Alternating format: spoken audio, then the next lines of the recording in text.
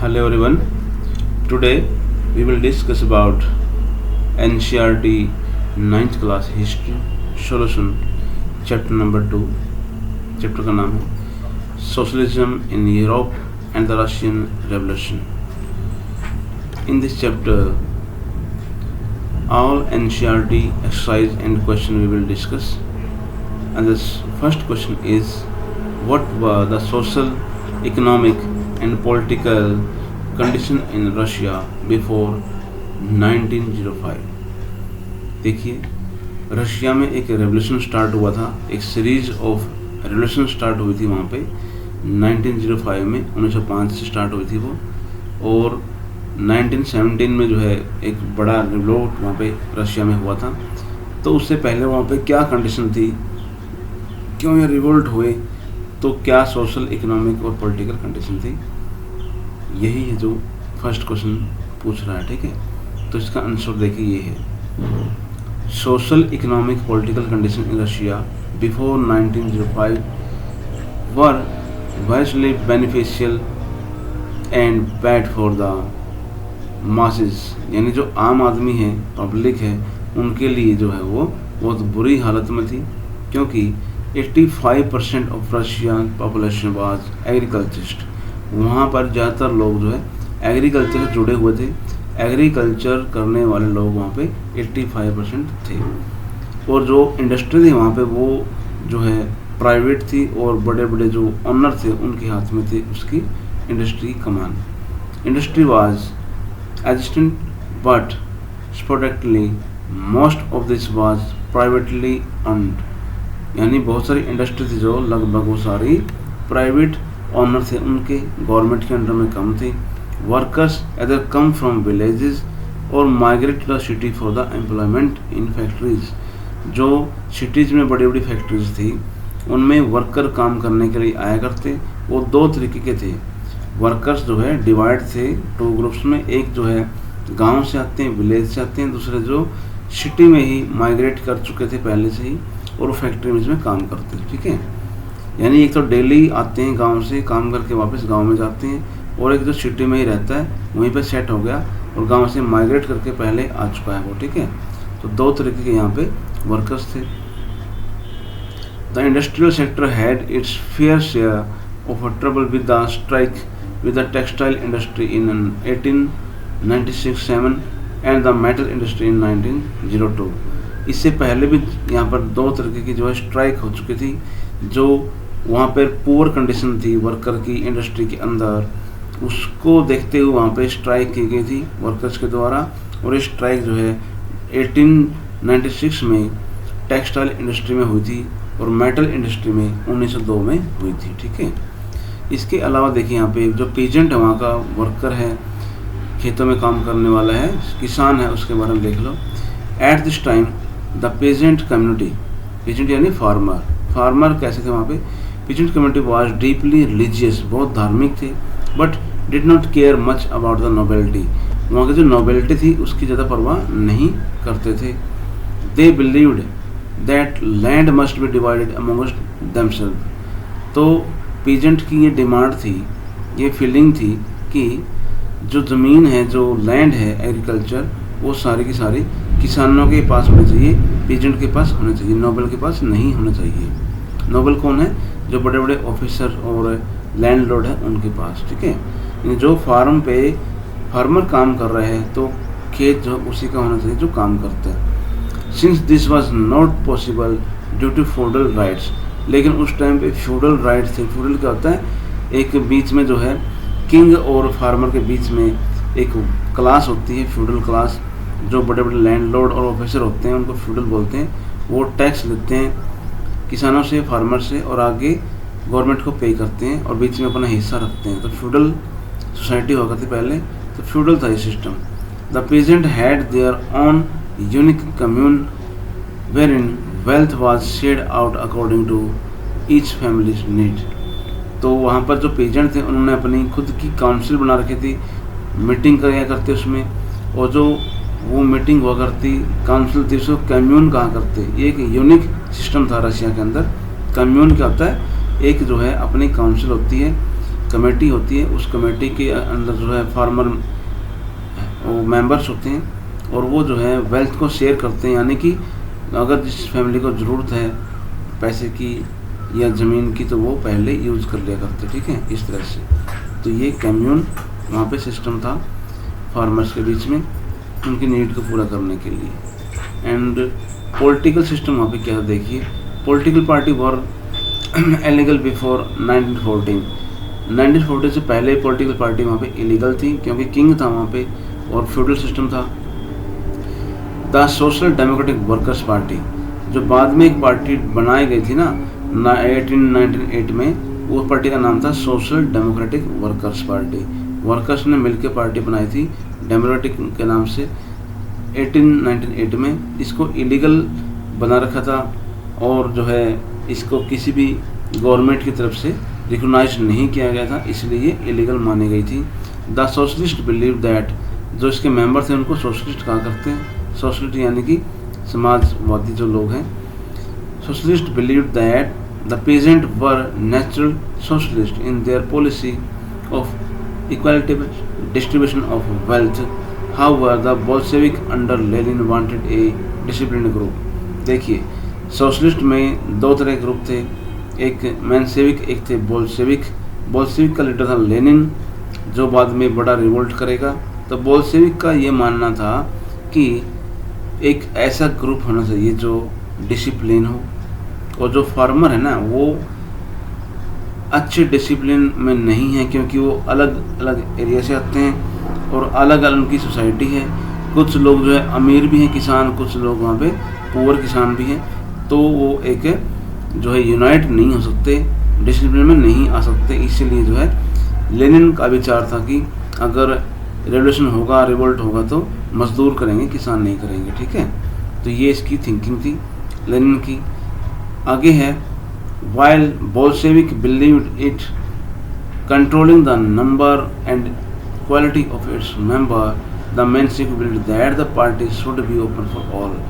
तो दोनों में है, देखो एक बोल्शेविक, ये रहा बोल्शेविक, ठीक है, और ये है मेंशेविक। दो तरह के ग्रुप थे सोशलिस्ट पार्टी के अंदर भी, दोनों की अलग अलग थिंकिंग थी। बोल्शेविक का लीडर लेनिन था, लेनिन इसका नाम था व्लादिमीर लेनिन। ये अगर लीडर बनेगा, ये रिवोल्ट करवाएगा वर्कर्स को इकट्ठा करके, ठीक है। लेकिन मेंशेविक कहते हैं, उनका विश्वास ये था कि सभी के लिए पार्टी ओपन होनी चाहिए। और जो बोल्शेविक वाले कहते थे कि नहीं भाई, केवल मजदूर जो है या फिर कंट्रोल, कुछ बंदों का कंट्रोल रहेगा और वही जो है डिसिप्लिन में रखेंगे पूरी पार्टी को, ऐसे इनका मानना था बोल्शेविक वालों का, ठीक है। चलिए आगे क्या है, in the field of economic condition. Economic में कैसी कंडीशन थी, देखिए हमने देखा पॉलिटिकल कंडीशन देख ली, वर्कर्स की देख ली, इंडस्ट्री की, लैंड की, फार्मर की कंडीशन हमने देख ली है। अब चेक करते हैं इकोनॉमिक कंडीशन कैसी थी वहाँ पे उस टाइम पे। 1904 was the bad year for the workers. Worker के लिए 1904 का जो टाइम था वो बड़ा ख़राब था। Due to rise in price of essential good, जो ज़रूरत का सामान था उनके प्राइस राइज हो गए। रियल वेजेस डिक्रीज बाय 20%, जो उनको पेमेंट मिला करती, सैलरी मिला करती, डिक्रीज हो गई वो, क्योंकि प्राइस अगर हाई हो जाएंगे तो जो सैलरी मिल रही है उसकी वैल्यू कम हो जाएगी, ठीक है। Leading to the famous Saint Petersburg strike. एक सिटी है रशिया में, उसका नाम है सेंट पीटर्सबर्ग। उसमें एक स्ट्राइक हुई, उसमें लगभग 1 लाख से ऊपर वर्कर्स इकट्ठे हुए, उन्होंने प्रोटेस्ट भी किया, स्ट्राइक किया, ठीक है, अपने डिमांड को लेकर। डिमांड क्या था उनके, देखो, demanding reduction in work hours. जो वर्किंग आवर्स है पहले, अब तो देखो 8 आवर्स है वर्किंग आवर, चाहे आप स्कूल में देख लो, चाहे आप कहीं की इंडस्ट्री में देख लो, सभी जगह जो है, चाहे गवर्नमेंट जॉब में देख लो, 9 से 5 की ड्यूटी होती है, लेकिन लगभग 8 घंटे की ड्यूटी वर्किंग आवर की होती है। तो इसमें क्या है, डिमांड की जा रही थी कि जो वर्किंग आवर है, हम कोई 12 घंटे काम करता है, कोई 10 घंटे काम करता है, कोई 9 घंटे काम करता है, तो एक फिक्स वर्किंग आवर होना चाहिए 8 आवर्स का, बीच में लंच ब्रेक होना चाहिए, रेस्ट का टाइम होना चाहिए। तो बहुत सारी डिमांड थी इनकी, ठीक है। तो डिमांड क्या थी, reduction in work hours and increase in wages. Wages कम मिल रहा है, सैलरी कम मिल रही है, तो उसको इंक्रीज किया जाए। इसमें तो हमारा सामान भी नहीं आ पाता सारा, क्योंकि प्राइस राइज हो चुके, इंक्रीज हो चुके हैं, इसलिए सैलरी भी इंक्रीज होनी चाहिए, इनकी डिमांड थी। This strike started a series of event that are together known as the 1905 revolution. अब ये देखो अलग अलग जो रिवोल्ट हुए, सीरीज हुई रिवोल्ट की, उसी को कहा जाता है 1905 का रिवॉल्यूशन। ठीक है। During this revolution there were strikes all over the country, पूरी कंट्री में स्ट्राइक हुई, यूनिवर्सिटीज़ क्लोज हो गई, बंद कर दी गई, प्रोफेशनल ने अपनी जॉब छोड़ दी, वर्कर्स ने जो है यूनियन बना ली अपनी, डिमांड करने लगे एक कॉन्स्टिट्यूएंट असेंबली की। ठीक है। तो यहाँ पे वर्कर भी हैं, प्रोफेशनल्स भी हैं, फार्मर्स भी हैं, ठीक है, पढ़े लिखे लोग भी हैं, एजुकेटेड पीपल, थिंकर्स भी हैं, राइटर भी हैं। ठीक है। तो सभी जो है लोग इकट्ठे होकर यहाँ पे स्ट्राइक कर रहे हैं, किसानों और मजदूरों को हेल्प कर रहे हैं, उनके साथ मिलके आगे का प्लान बना रहे हैं। और प्लान ये है कि एक डिमांड की गई थी किंग से कि एक कॉन्स्टिट्यूएंट असेंबली बनाई जाए, जिसमें एक संविधान बनाया जाए और उसमें जो है इक्वल राइट्स दिए जाएं सबको, ऐसे जो है इनकी डिमांड थी। तो ये सारे socio economic political condition Russia में थी, ये हमने चेक कर ली। सेकंड क्वेश्चन हमारा क्या है, देखिए ये रहा question number second is in what way was the working population in Russia different from other country in Europe before 1917। किस तरह से जो वर्किंग पॉपुलेशन थी रशिया की, वो यूरोप की अलग कंट्रियों से डिफरेंट कैसे थी। मान लो यूरोप में जर्मनी भी है, फ्रांस भी है, रशिया भी है, ब्रिटेन भी है। तो रशिया की जो वर्किंग पॉपुलेशन है वो अलग टाइप की है, लेकिन जो फ्रांस में है, जर्मनी में है, उनकी वर्किंग पॉपुलेशन अलग टाइप की है। तो क्यों है ऐसा, ये यहाँ पे देखेंगे। देखिए आंसर ये है इसका, the working population in Russia was different from other countries in Europe before 1917 because not all Russian workers migrated from the village. ध्यान देना, सभी के सभी जो वर्कर हैं सिटी में रहने वाले, वो गांव से नहीं आए हैं माइग्रेट होके। ठीक है। Migrate from the villages to work the industrial sector. ध्यान देना यहाँ पे, some of them continue to live in village and went to work daily, क्योंकि वो लोग डेली रूटीन में क्या क्या करते, अप डाउन क्या करते गांव से। ठीक है ना, क्योंकि बहुत सारे लोग जो है विलेजर थे और सिटी में आके काम किया करते और वहीं से वापस अपने गांव में चले जाया करते। ठीक है ना, ये था अप डाउन का डेली का सिलसिला। बाकी कंट्रीज में ऐसा नहीं था, वो लोग जो है माइग्रेट होके गांव से शहर में ही बस के सेट हो गए थे। लेकिन यहाँ पे बहुत सारे लोग विलेजर से आते थे और टाउन में आके काम करके डेली वापस चले जाया करते। They were a divided group socially and professionally and this show in their dress and manners too. तो जो डिवाइडेड थे ना शहर सिटी के और विलेज के, सोशली भी और प्रोफेशनल भी दोनों तरीके से डिवाइडेड थे। मजदूर वर्कर्स, वो उनकी ड्रेस से और उनके मैनर्स से पता लगता था। Metal worker were the aristocrat of the working class. जो मेटल वर्कर थे ना, जो मान लो स्टील का काम कर रहे हैं, किसी और मेटल पे काम कर रहे हैं, वो उनकी वैल्यू ज़्यादा हुआ करती सोसाइटी में, वर्किंग क्लास में। क्योंकि एरिस्टोक्रेट क्या होता है, एक हायर क्लास होती है, यानी मजदूर वर्ग में भी एक और हायर वर्ग था, हायर क्लास थी। जो मेटल वर्कर थे उनकी वैल्यू ज़्यादा थी। ठीक है ना, because their occupation demanded more training and skill. क्योंकि मेटल का काम ऐसा होता है, इसमें जो है ज़्यादा ट्रेनिंग और स्किल की रिक्वायरमेंट होती है, डिमांड होती है, इसीलिए इनकी वैल्यू भी ज़्यादा हुआ करती। कि केवल है इनको काम करना आता है, भाई मेटल का तो और बड़े तो ट्रेनिंग लिए हुए हैं ऐसे। तो आगे क्या है, working population was united on one front, strike against work condition and employer tyranny. ठीक है। तो जो वर्किंग पॉपुलेशन थी वो एक फ्रंट बना के यूनाइट होना चाह रही थी यहाँ पे, और जो वर्किंग कंडीशन है उनके लिए यहाँ पे स्ट्रगल और स्ट्राइक स्टार्ट कर रही थी। ठीक है। तो अलग कैसे हुई, क्योंकि डिवाइड थी सिटी और विलेजर के रूप में, तो स्किल्ड और नॉन स्किल्ड के रूप में भी डिवाइड थी लेबर की। ठीक है। थर्ड क्वेश्चन ये है, why did the Tsarist autocracy collapse in 1917। Jar वहाँ पे किंग था किंग को वहाँ पे जार कहते हैं रशिया में, तो यहाँ पे जार जो है टी साइलेंट होता है, तो ये जार बोला जाएगा यहाँ पे, जारिस्ट। ऑटोक्रेसी होती है खुद का अपना राज होना, ऑटो मैंने अपने आप, क्रेसी मैंने शासन, जो अपना शासन खुद चलाए, यानी ऐसा किंग जो अपना राज खुद चलाता है, अपना रूल खुद करता है, किसी संविधान के भरोसे नहीं है, अपने रूल खुद बनाता है, ठीक है, ऑटोक्रेसी बोलते हैं इसको। एक बंदा जब कानून भी बनाए, रूल करे पूरी कंट्री पे, तो जार था, किंग था, वो था ऐसा यहाँ पे। कोलैप्स क्यों हुआ, ख़त्म क्यों हुआ, इसका पद क्यों हटा दिया गया इसको 1917 में, वो है रशिया का ये क्वेश्चन। देखो आंसर इसका, देखिए ये रहा, the Tsarist autocracy collapsed in 1917 because, क्योंकि of public mistrust and a growing dissatisfaction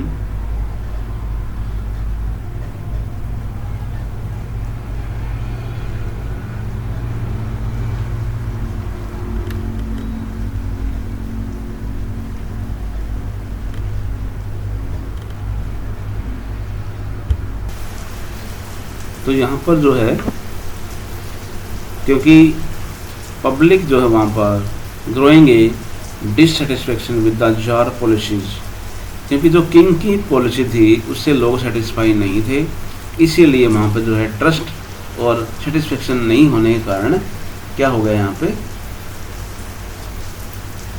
jar की जो पद है वो कोलैप्स हो गया, ठीक है। देखिए the Tsar Nicholas second, Tsar का नाम क्या था, निकोलस सेकंड था, ये रहा Tsar Nicholas second. Imposed restriction on political party, political activity के ऊपर उसने बैन लगा रखा था। चेंज्ड वोटिंग लॉज, जो वोटिंग की लॉ थे वो चेंज कर दिए। डिसमिस एनी क्वेश्चन और रिस्ट्रिक्शन ऑन हिज अथॉरिटी, ठीक है, तो उसने क्या कर दिया, उसके ऊपर कुछ भी क्वेश्चन नहीं कर सकता, उसकी अथॉरिटी पे कोई भी रिस्ट्रिक्शन नहीं लगा सकता, जो सबको डिसमिस करने का उसका अधिकार था, ठीक है।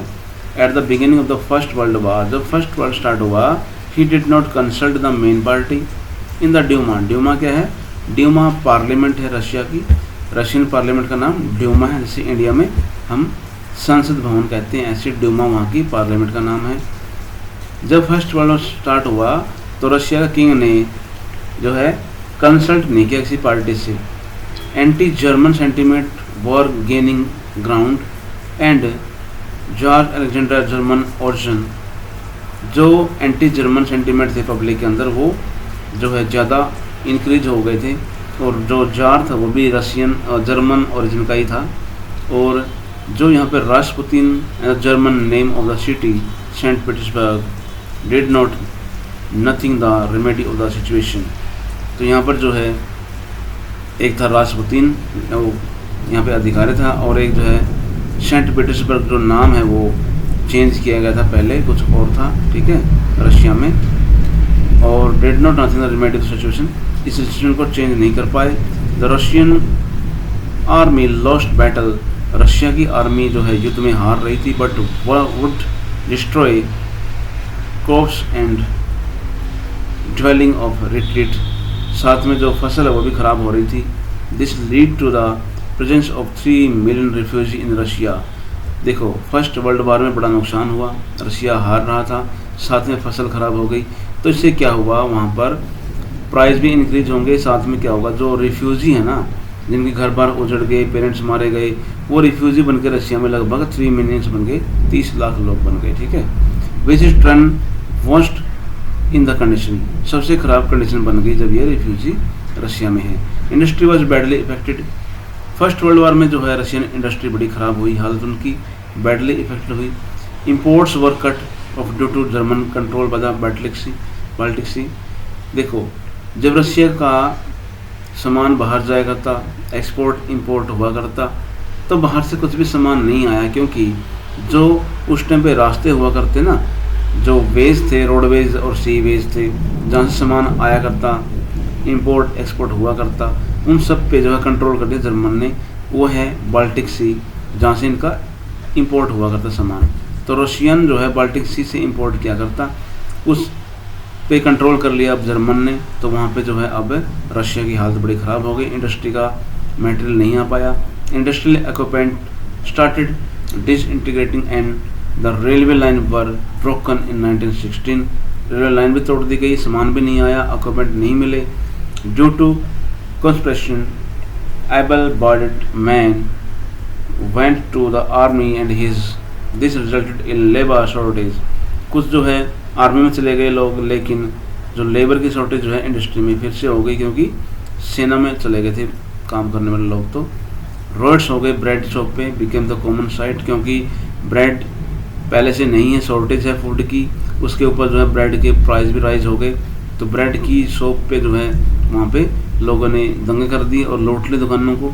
On 26 Feb 1917 the government suspended the Duma, जो पार्लियामेंट थी उसको सस्पेंड कर दिया गया, ठीक है, डिसोल्व कर दिया गया। This was the last straw and put the Tsar regime in complete jeopardy। The Tsar was forced to abdicate on 2 March 1917, thereby making the end of his autocracy। तो जो यहाँ पे था, ड्यूमा को भी सस्पेंड कर दिया, तो पब्लिक पहले से परेशान थी, पॉलिटिकल पार्टी भी परेशान हो गई। तो क्या किया उन्होंने, स्ट्राइक को थोड़ा सा तेज किया, और जो है बाद में पार्लियामेंट की ओर जाने के बाद सारी पब्लिक जो है रिवोल्ट करके किंग के महल की तरफ चले गई, जार के महल की तरफ चली गई। बाद में जो है किंग को सलाह दी गई आसपास वालों ने कि अब अपना पद छोड़ दो, तो उसने पद छोड़ दिया, देखते हुए कि अब तो स्ट्राइक हो गई, पब्लिक जो है वो तंग करेगी, ठीक है। तो 2 मार्च 1917 को उसका पद खत्म करके मोनार्ची को ख़त्म कर दिया गया रशिया के अंदर, ठीक है।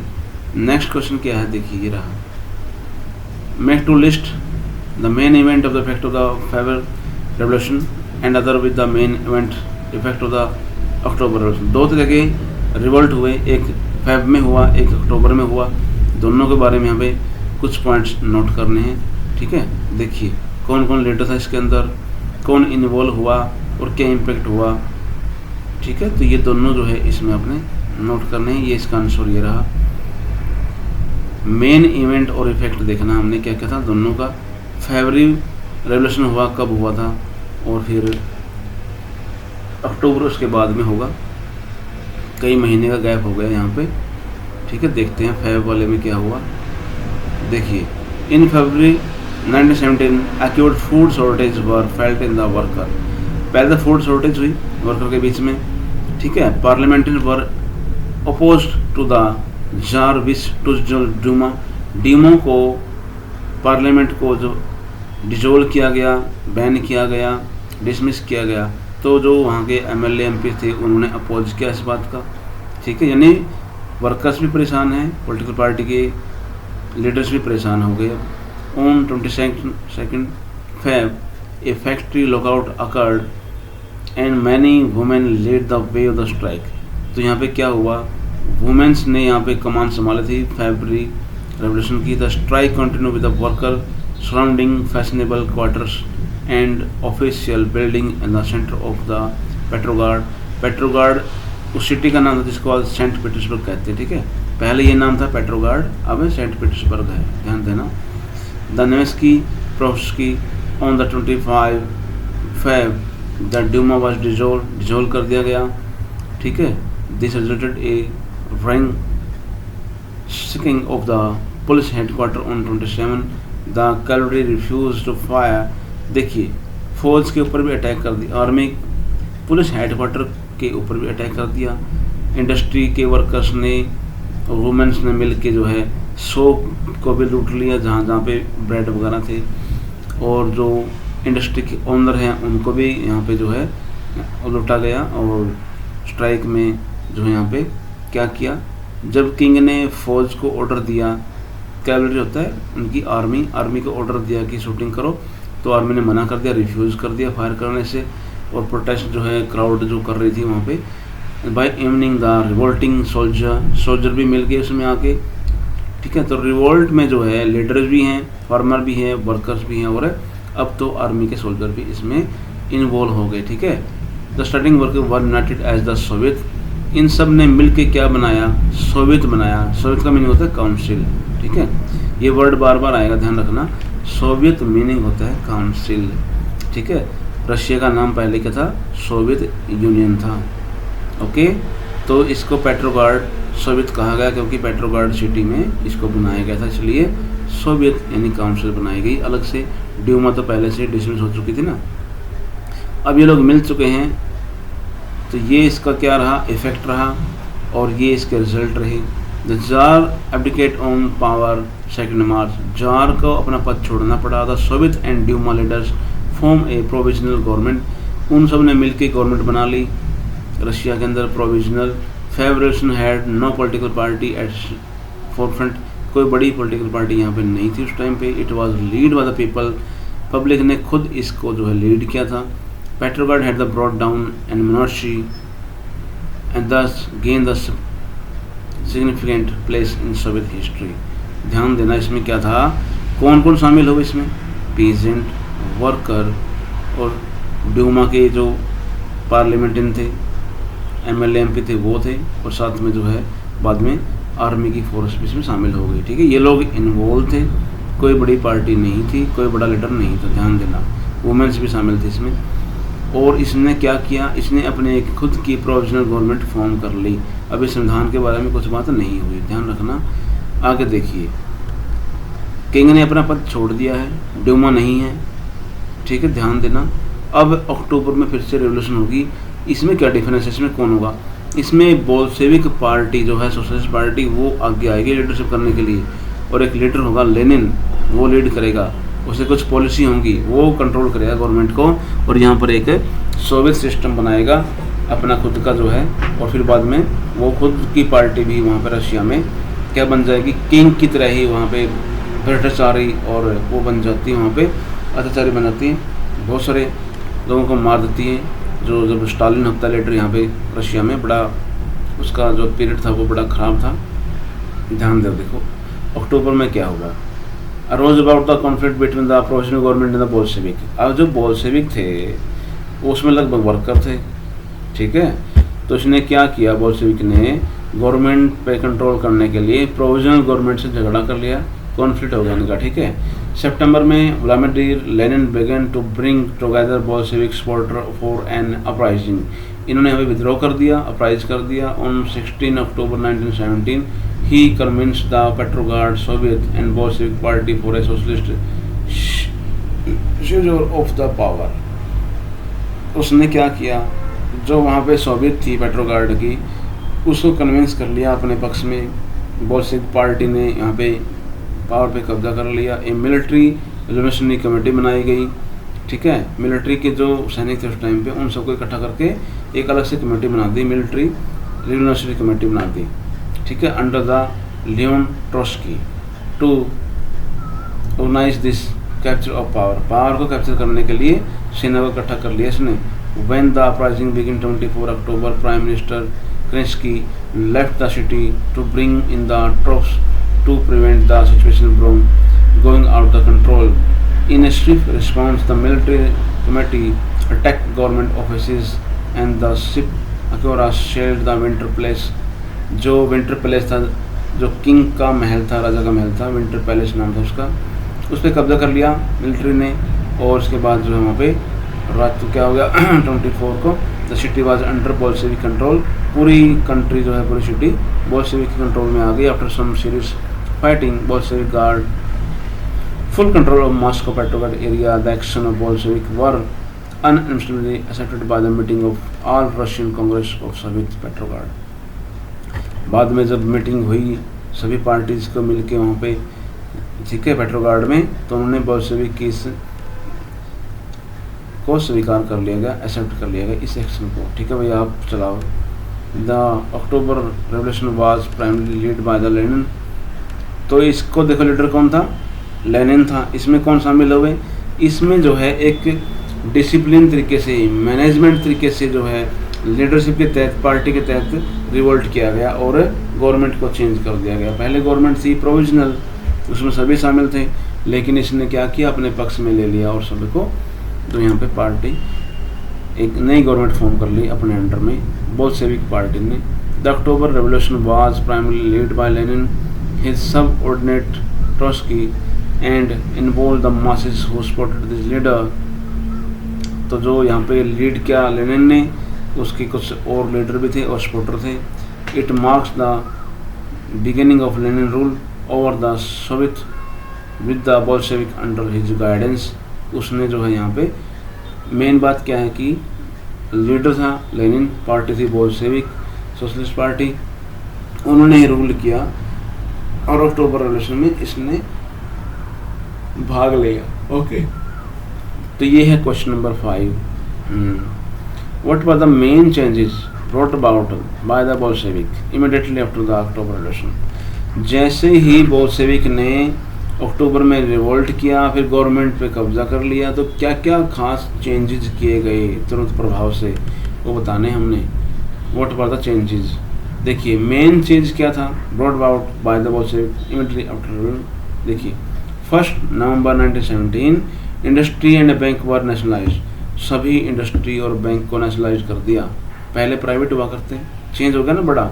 Land was declare social property, ज़मीन को सोसाइटी की प्रॉपर्टी बना दिया गया, किसी ओनर के नहीं। यानी लैंडलॉर्ड को भगा दिया, जो इंडस्ट्री के ओनर थे उनको भगा दिया कि ये सब कुछ सरकारी बना दिया, गवर्नमेंट का बना दिया, अब तो सोसाइटी का बना दिया। Thereby allowing peasant to seize it from the novelty. In urban area houses were production according to family requirement. जो सिटी में एरिया था उसके जो मकान थे, घर थे, वो फैमिली के रिक्वायरमेंट के अकॉर्डिंग बांट दिए गए, ठीक है, पार्टीशन कर दिया गया उनका। ओल्ड एरिस्टोक्रेटिक टाइटल वर बैन। जो बड़े बड़े पहले नाम थे ना कि राजा महाराजा, जॉर, किंग, लैंडलॉर्ड, फलाना फलाना, उनके नाम को चेंज कर दिया गया, टाइटल को बैन कर दिया गया, ठीक है। New uniform were design for the army की नई एक यूनिफॉर्म बनाई गई, ऑफिसर की बनाई गई। In November the Bolshevik lost the election in the constitution assembly when in January 1918 the assembly rejected their measures. Lenin dismissed the assembly. देखिए जब ये असेंबली में हार गया, लॉस्ट हो गया इलेक्शन बोल्शेविक पार्टी, तो इन्होंने असेंबली को ही क्या कर दिया, डिसमिस कर दिया, ठीक है। इन मार्च 1918 despite political opposition Russia signed a peace treaty with Germany. तो इसके बाद रशिया ने एक पीस ट्रीटी जर्मनी से की। एट ब्रिस्ट लिटोवस्क, वहाँ एक जगह है, लोकेशन है, उसका नाम है Brest Litovsk. Gradually Russia became one party state. Russia में एक सिंगल पार्टी रह गई जिसका नाम था Bolshevik socialist party. Where trading union were controlled, trade union को कंट्रोल किया गया। Were punish by the secret police, एक सीक्रेट पुलिस बनाई गई सबको पनिशमेंट देने के लिए कि जो भी पार्टी के खिलाफ बोलेगा, गवर्नमेंट के खिलाफ बोलेगा, उसको मार दिया जाएगा। Form of opposition Bolshevik party was sensor. जो अपोजिशन पार्टी थी ना वो सबको हटा दिया गया, बैन कर दिया गया, सेंसर कर दिया गया। तो ध्यान देना बोल्शेविक पार्टी ने भी यहाँ पे ऑटोक्रेसी वाला रूल अपनाया है, वो भी किसी की नहीं मानता, वो अपने रूल यहाँ पे फॉलो कर रहे हैं और पार्टियों को भी इसने बैन कर दिया, ख़त्म कर दिया, और जो खिलाफ बोलेगा उसको भी मार देते हैं। तो रशिया में जो रेवोल्यूशन हुआ है वो एक किंग से दूसरी पार्टी में चला गया, पार्टी का लीडर अपनी मनमानी यहाँ पे कर रहा है बोल्शेविक का लेनिन, ठीक है। तो ये रूल काफ़ी चलेगा यहाँ पे लगभग स्टार्टिंग में तो, लेकिन बाद में ये फेल हो जाएगा, पब्लिक को पता चल जाएगा कि ये कुछ नहीं करने वाले, ठीक है। ऐसा ही जो है ये अब चाइना में है, चाइना में वन पार्टी सिस्टम है। तो पहले उन्होंने काफ़ी कंट्रीब्यूट किया, पब्लिक ने भी उसमें कोऑर्डिनेशन किया और कोऑपरेट किया था वन पार्टी सिस्टम से, लेकिन अब चाइना में भी पार्टी जो है पब्लिक जो परेशान हो गई है वो इसको ख़त्म करने के लिए मूड बना चुकी है। तो इंडिया में भी जो है एक पार्टी थी सोशलिस्ट पार्टी, उसको भी जो है पब्लिक ने रिजेक्ट कर दिया है। इनकी पॉलिसी जो होती है वो ऐसी होती है, ठीक है। तो ये है question number 6। Write a few lines and show what you know about. Kulaks क्या था, ड्यूमा क्या था, वुमेन वर्कर ने कैसे यहाँ पे स्ट्राइक में भाग लिया, लिबरल्स कौन थे, इनके बारे में लिखना आपने, ठीक है। देखिए स्टालिन कौन था, स्टालिन ने क्या कोलेक्शन प्रोग्राम बनाए, तो इसके बारे में जो है फर्स्ट जो था हम देख लेते हैं कोलक्स क्या था। देखो ये रहा kulaks, it is the Russian term for wealthy peasant. जो अमीर किसान थे उनके लिए बनाया गया था ये। स्टालिन बिलीव्ड, स्टालिन कौन था, लीडर था रशिया का, लेनिन के बाद ये बनेगा स्टालिन। ये जो है ऑटोक्रेसी वाला रूल अपनाएगा, ठीक है, अकेला रूल करेगा ये भी। Believed were hoarding grain to gain more profit, they were raided in 1928 and their supplies were confiscated. According to Marx Lenin, कुलक was a class enemy of the poor peasant. यहाँ पे कहा गया है कि जो peasant है उसमें टू ग्रुप थे, एक पुअर और एक रिच फार्मर्स को कहा जाता है कुलक्स। तो वो क्लास एनिमी है पुअर्स के, यानी कि वो खुद का प्रॉफिट गेन करने के लिए जो है काम करते हैं। तो स्टालिन ने इसको जो है ख़त्म कर दिया बाद में। The desire for profit lead to food shortage, उन्हीं कारण फूड शॉर्टेज हुआ करता। तो स्टालिन ने लास्ट में क्या कर दिया, Stalin had to put the collectivisation programme in place of element of the kulaks and establish large state control of farms. तो जो बड़े बड़े फार्म थे उनको कंट्रोल कर लिया गवर्नमेंट ने अपने अंडर में, और कुलक को बैन कर दिया, एलिमिनेट कर दिया। ठीक है, तो कुलक कौन थे? कुलक्स थे बड़े फार्मर्स, रिच फार्मर, जो प्रॉफिट के लिए जो है फूड शॉर्टेज कर लिया करते, स्टोर कर लिया करते। उनको हटाया बाद में, धीरे धीरे ख़त्म कर दिया किसने? स्टालिन ने। ठीक है, और जो ज़मीन थी, लैंड थी, उसको गवर्नमेंट के कंट्रोल में ले लिया, स्टोर कंट्रोल में, स्टेट कंट्रोल में हो गए फार्म सारे, यानी सरकारी उस पर खेती करने लगे। पहले प्राइवेट हुआ करती बड़े बड़े लैंडलॉर्ड्स की। ड्यूमा क्या था देखो, मैं बता चुका हूँ। फॉर्म 6 अगस्त 1905 को ये फॉर्म की ड्यूमा पार्लियामेंट थी वहाँ की, रशिया की, under the pressure of the Russian revolution. It was initially throw by the advisory organ, ये एक एडवाइजरी ऑर्गन था, केवल एडवाइस दिया करती है किंग को। ठीक है, या फिर जो रिवोल्ट हुआ उसके लिए। In the October manifesto tsar Nicholas II envoyed it with the legislative and oversight power. However, he had the power dismiss the Duma. तो इसके पास केवल एडवाइजरी पावर थी ड्यूमा के पास। ड्यूमा को कभी भी डिसमिस करने का अधिकार किंग के पास था। ठीक है, और नई इलेक्शन अनाउंस करने का पावर भी किंग के पास था। The tsar dissolve the Duma 25 February 1917 and for doing so he had to ultimately abdicate his own post on 2 मार्च। ठीक है, तो ये था कि ड्यूमा को भी कंट्रोल करने का पावर जो है किंग के पास था। तो ड्यूमा एक पार्लियामेंट थी, केवल एडवाइजरी फॉर्म में थी ये। ठीक है, वुमेन वर्कर के बारे में बताना है, कैसी कंडीशन थी इनकी 19 से 30 तक। क्या देखना है, they made up 31% of factory labour. देखो, जो फैक्ट्री में काम करने वाले लोग थे उनमें से 31% जो है वुमेन थी। But work paid almost half, लेकिन वो जो पेमेंट थी वो कम थी। ठीक है, 3/4 of the wages given to man, जो आदमी को मिला करता, मेल को मिला करता, उससे बहुत ही कम मिला करता। ठीक है, थर्ड टाइप का मिला करता उसको। मान लो किसी पर्सन को, किसी मेल को मिल रहा है 100 रुपये, ठीक है, उसको मिल रहे हैं 30 रुपये, ऐसे हुआ करता। How interestly it were women workers who lead the way to strike during the February. लेकिन जब फरवरी में रेवोल्यूशन हुआ उसको लीड किया वुमेन वर्कर्स ने। ठीक है, तो ये कंडीशन थी, खराब थी, लेकिन फिर भी लीडर बनी और रिवोल्ट किया, डिमांड की थी अपने कंडीशन को इम्प्रूवमेंट करने के लिए, वेजेस को सुधारने के लिए। लिबरल्स कौन थे देख लो, स्टार्टिंग में हमने लिखवाया भी है, देखो ये रहा। The liberals they espouse the nation that was tolerant toward all religion. Liberal होता है जो सभी धर्मों को समान समझे, टॉलरेंट करे। One that would protect individual right against the government. इनको जो है इंडिविजुअल राइट की डिमांड पे भरोसा था इनका। Although the liberal wanted an elected parliament from government, ये चाहते थे कि एक इलेक्टेड पार्लियामेंट गवर्नमेंट हो।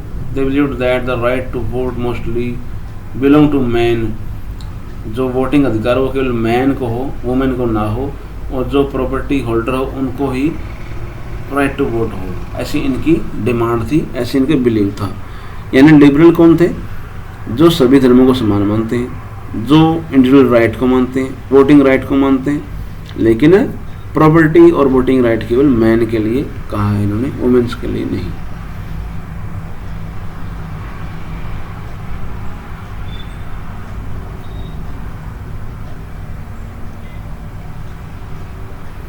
स्टालिन कौन था देखो, स्टालिन ने क्या किया यहाँ पे, ये रहा Stalin collectivisation programme. This was implemented in 1929 in order to increase grain produce grain यानी कि फूड को प्रोड्यूस करने के लिए, इंक्रीज करने के लिए एक प्रोग्राम चलाया था, और जो कुलक्स थे उनको ख़त्म करने के लिए, ठीक है, अवॉइड करने के लिए। The programme and collective farm, kulaks बोलते हैं इसको, फार्म्स को, were peasant were made to work together, all land and implements were to be owned by the state. देखिए यहाँ कमेटी बनाई गई फार्मर्स की, जो है सारा सामान जो है इक्विपमेंट वगैरह, बीज वगैरह, खाद वगैरह स्टेट देगी, गवर्नमेंट देगी, किसान खेती करेंगे इस पर कमेटी बना के, ठीक है। तो ये सिस्टम बनाया था उन्होंने यहाँ पे। Kolkhoz profit was meant to be shared by people working to his farm, जो प्रॉफिट होगा वो बांट दिया करते किसानों में आपस में। This collective policy was unpopular and cultivated destroy their livestock in the protest in spite of collective production did not increase immediately the bad harvest of 1930। इसमें क्या हुआ, ऐसा कुछ खास फ़ायदा नहीं हुआ और लोगों ने इसका विरोध भी किया, ठीक है। तो ये था आज का चैप्टर, तो इसको ध्यान से करो, अच्छे से करो। Thank you.